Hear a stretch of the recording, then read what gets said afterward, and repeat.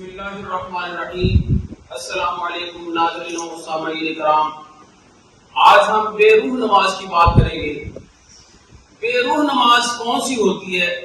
Fruit لیس، یعنی جس کا کوئی فائدہ نہیں، جس کی کوئی روح نہیں۔ اور ایسی نماز کون سی ہوتی ہے جو برائی اور بے حیائی سے نہ روکے، کیونکہ نماز کا کام کیا ہے؟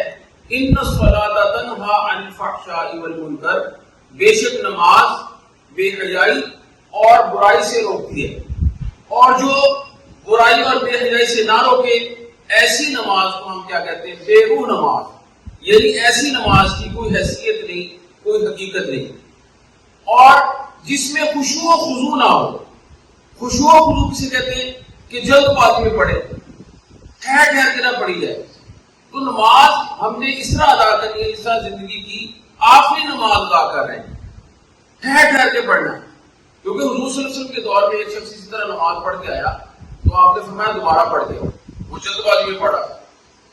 پھر آپ نے کہا سہ بارہ پڑھ کے آؤ، ایک دفعہ اور پڑھ کے آؤ۔ یہ اس کا مطلب اس کی نماز میں خشوع و خضوع نہیں تھا۔ اور اس کی مثال سے بھی سمجھایا گیا، جیسے جسم بغیر روح کے اس کی کوئی حیثیت نہیں، تو ایسی نماز کی بھی کوئی حیثیت نہیں۔ اور جس طرح پھول بغیر خوشبو کے، مارکیٹ میں آپ جاتے ہیں، کبھی کہا کہ بغیر پھول خوشبو کے پھول دے دیں، پھول کا تعلق ہی خوشبو سے ہے، تو پھول بغیر خوشبو کے اس کی کوئی حیثیت نہیں، تو ایسی نماز کی بھی کوئی حیثیت نہیں جو ہمیں برائی اور بے حیائی سے نہ روکے۔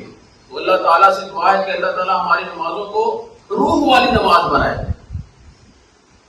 فروٹ لیس نماز نہ ہو، ہماری بے روح نماز نہ ہو، اور ہماری نمازوں کی اللہ تعالیٰ حفاظت فرمائے۔ آمین ثم آمین۔